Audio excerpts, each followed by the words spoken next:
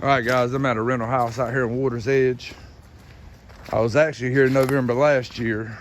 What come down to, the heat had quit on this unit last year, and our technician came out, gave a few options on fixing it, and he also recommended getting a quote on a new unit.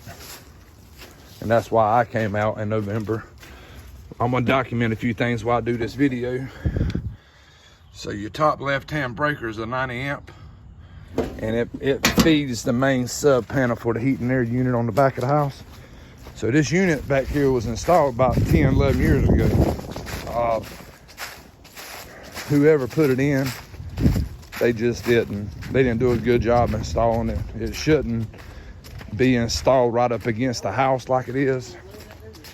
When you install a package unit, you're supposed to bring it about 1.5 to 2 foot off the house and build a weather hood, which is a metal shroud that goes from the home to the unit to seal up the hole behind the unit and keep stuff from getting under the house, keep rain from raining down behind the unit. So right now, the way it is, rain can just, when it rains hard too, a bunch of rain can run all over that ductwork behind the unit. So this unit ought to be about 2 foot off the house. So that main 90 amp breaker I just looked at, it feeds this sub panel. The 30 amp feeds the heat pump portion of the unit. And then that 60 amp feeds the backup heat strips. And that was really what was wrong with it last year. The heat strips were messed up and it wasn't heating real good when it got real cold. This is a 09 model unit. It's a pain. I mean, it's the least expensive unit you can buy.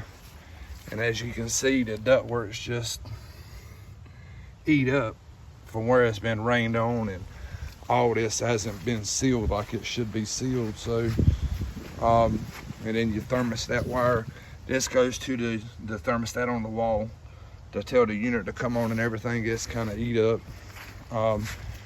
So when I came last year, I gave a quote on a new unit with installing it right and sealing it to the house. And then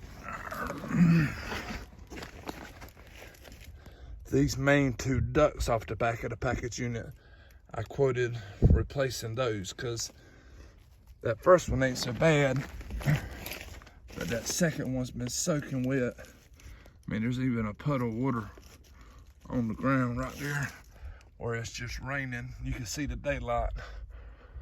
And I mean, most of your ductwork definitely is all the original from the 70s. So I'm gonna give a quote on, I mean, what really needs to be done is every bit of this mess ripped out from under this house, and all new ductwork in a new unit. Because this Payne unit, P-A-Y-N-E, it's a little over 10 years old, and that's all they're really gonna last. It's about 10 years before they start nickeling and diming you to death. And especially when they weren't installed like they were supposed to be installed, that affects a lot of how long a unit will last. So, I mean, really, there's no sense in paying us to reinstall this thing properly and, you know, bring it off the house, do a weather hood, at least replace the 2 ducts off the back of the unit, and it being over 10 years old, and then parts start breaking down on it. You know, then you're right back to looking to have to do a new unit. So it's best to do a new unit and at least the 2 ducts off the back of the unit. But I am gonna give a quote on doing the unit with all brand new ductwork under the house. And then I'll also give a quote on doing all brand new ductwork under the house, which, I mean, it just don't, you know, we're the kind of company that just really ain't gonna come out here and reinstall a 10, 11-year-old inexpensive, cheap unit like this. So pretty much our option is gonna be a new unit like I had quoted last November, and we'll at least replace the 2 ducts on the back, which I had quoted last November. And then I'm gonna give a quote on doing a new unit with all brand new ductwork under the house. And then I'll get that email to the customer, and I'll call and talk to her about everything.